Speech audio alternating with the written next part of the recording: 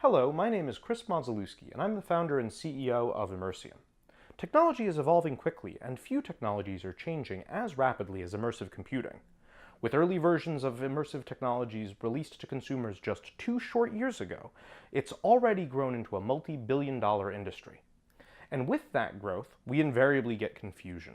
Different platforms, modes of operation, form factors, it's easy to get lost in all the technical jargon and hype. At Immersium, we like to cut through confusion, and hope that this video will clear some things up. First, let's start with the most easily confused acronyms: VR, AR, and MR. These are the 3 modes of immersion. VR, or virtual reality, is the most identifiable type of immersion. When using VR, you put on a headset, and the headset places you in a wholly immersive virtual environment. In essence, you are taken out of the real world and placed in an entirely virtual one. Augmented reality, or AR, is something you may already be more familiar with. It relies on generating some kind of digital content and overlaying that over the real environment. The classic example here is Pokemon Go. You remain in the real world, and your digital content is effectively added to, or augmenting, the real world. However, that digital content cannot interact with real-world objects. It can merely be displayed on top of them. Mixed reality, or MR, is a natural evolution of AR. As with augmented reality, digital content is overlaid on the real world. But unlike with AR, mixed reality digital objects can and do interact with their real-world counterparts. In other words, the digital content essentially behaves as if it were real. So with that out of the way, how does this relate to an institution's usage of immersive technology? Barry Joseph of the American Natural History Museum proposed a framework for considering immersive technology. His matrix of place-based, augmented devices is very useful and divides immersion along 2 axes. First is place, which ranges from here, where the visitor is physically present in the real world, to there, where the visitor is removed from their physical surroundings. And the second axis is social, which ranges from me, where the visitor's interaction is isolated and personal, to we, where the visitor's interaction is communal and shared with others. Virtual reality, by placing the user in an entirely simulated environment, naturally aligns with there. It takes the user out of wherever they happen to be using the technology and puts them in a virtual world that you have designed for them. AR and MR, by keeping the user within the context of their real-world location, keeps the visitor here. It is worth mentioning that both modes of immersion can fall anywhere along the social spectrum, depending on the design choices made when building your museum VR experience. Where this matrix becomes particularly helpful, however, is when we look at it in terms of specific form factors. Both AR and VR are available in a mobile form factor, meaning that your virtual experiences are displayed using a smartphone or tablet.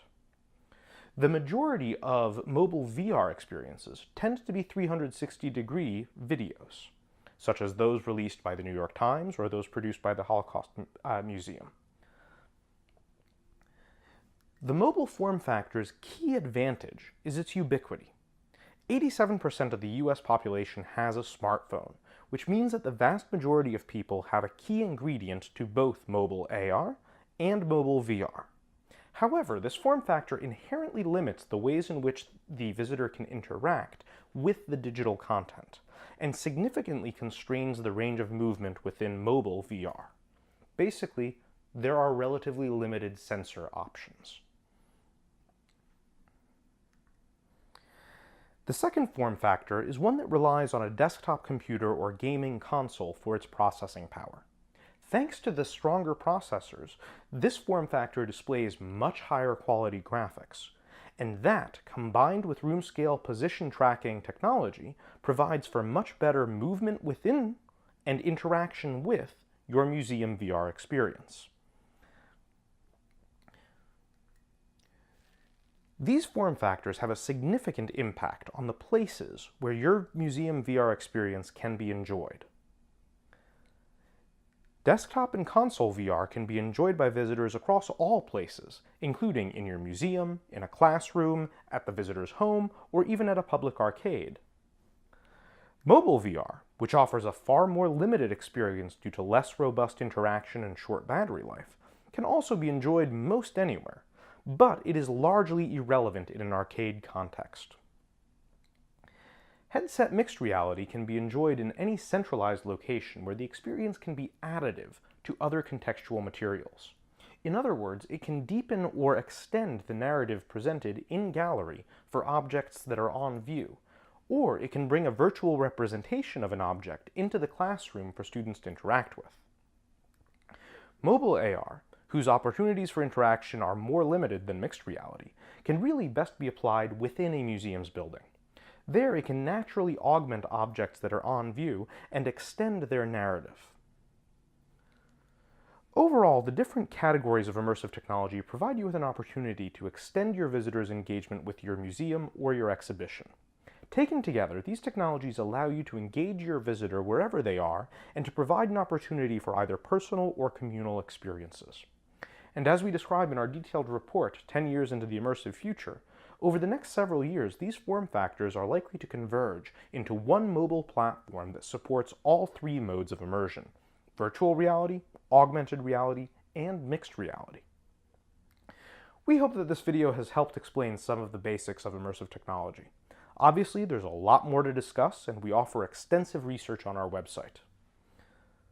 We hope you'll visit our site, join the Museum VR community, and take some time to chat with us about the role immersive technologies can play within your museum. Thank you very much. We hope to speak with you soon.